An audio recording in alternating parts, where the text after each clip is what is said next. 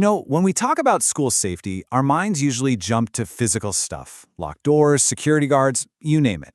But what if the real defense isn't about that at all?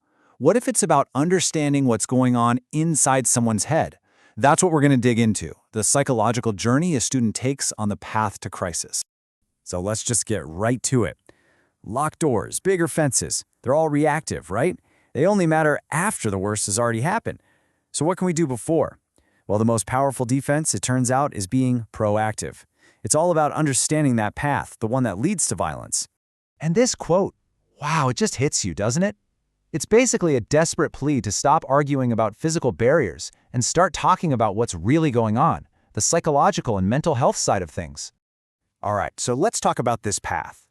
The thing is, and this is so important, these horrible events almost never just happen out of the blue. The people involved, they've usually been on a long, dark road into crisis for a while. And what's really surprising is that road often follows a very similar pattern.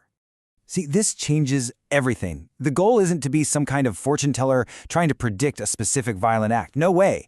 The real goal is to get better at recognizing the signs of someone who is in a deep crisis, someone who's just spiraling down and feels like they have absolutely no one to turn to. Okay, so how do we actually do that? Well, there's a framework that can help. It looks at a student's life from 4 different angles: their psychological state, their medical and physical health, their social life, and what's going on at home with their family. Let's break each one of these down. So first up, let's look inward. We're going to start with the 2 most personal areas, the psychological and the medical. This is all about what's happening inside a student's own mind and their own body. So on the psychological side, we're not talking about just a bad day. We're looking for traits that are persistent, that are dominant. Things like really high anxiety, a deep, dark depression, or a paranoia that just won't go away. We're also talking about an inability to bounce back from even minor frustrations. And, this is critical, any talk or mention of suicide. That is almost always a major cry for help. And this right here is probably the most important distinction we can make. We have to be able to tell the difference between typical teenage angst and a genuine crisis. We're not talking about the normal ups and downs of being a teenager. We're talking about a mental state that is so severe, so persistent, that it literally makes it hard for that person to function in their day-to-day life. And all that turmoil on the inside, it often shows up on the outside, physically. Think about it. Chronic lack of sleep, always being sick for no clear reason, maybe injuries that they can't really explain, which could be from bullying or abuse. These are all huge red flags. And you'll often see them trying to hide it or even self-medicate, just so no one finds out. Okay, so we've looked inward. Now let's turn our focus outward. We're going to explore the environments that really shape a student's world, their social life, and what's happening at home. But before we do, there's a really key concept we need to grasp. It's called perceptual reality. And it's simple, but it's powerful. It means it doesn't matter if you, as an outsider, think the bullying isn't that bad. If the student feels like they are being bullied, rejected, or targeted, then for them, that is their reality. And that's the reality we have to work with. So you can imagine, at school, this feeling builds up like a fortress of isolation around them. In their mind, the teachers are against them, the other kids hate them, there's just nobody. The entire school, their whole world feels hostile. And then what happens? They go home. And that feeling of being completely alone just gets worse. The one place that should be their safe space, it offers nothing.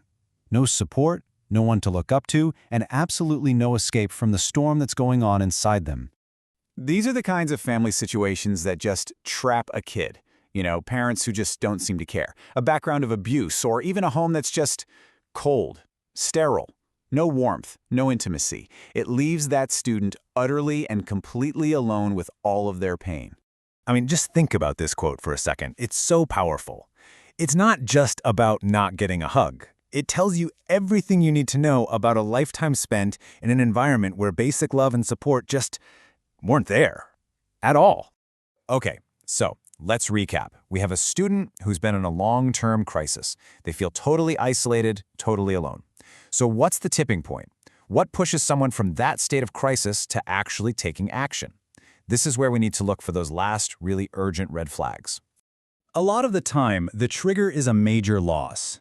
This student might have just one thing, one person, one pet, one connection. That's their last anchor to the world. And when that anchor is suddenly gone, they're completely adrift. And that's when you might see them Just completely withdraw. Suddenly. From everything. Friends, clubs, work. It's a kind of self-distancing. They're pulling away from everyone because, in their head, they're getting ready for what they're planning to do. And as they pull back, all those dark thoughts that have been swirling inside their head start to leak out. You'll see it everywhere. A total fixation on violence, on revenge, on suicide. It'll show up in their writing, their art, how they talk. They are, in a very real way, telling us exactly what's on their mind. So, we've walked through this entire path. We've seen the warning signs. But here's the thing. Identifying a student in crisis, that's not the end of the challenge. Not even close. In a lot of ways, it's really just the beginning. And this really gets to the core of the problem, doesn't it? A teacher, a principal, they might see every single sign we just talked about. They might know something is deeply wrong. But then, what? What do they do next? The hard truth is that most of the time, schools and even law enforcement just don't have the resources or a clear playbook for how to get that student the serious, intensive help they desperately need. This number, 1 in 10, really puts it all into perspective. Think about that. Roughly 1 in every 10 kids might be dealing with a mental illness, and a whole lot of them are never diagnosed or treated.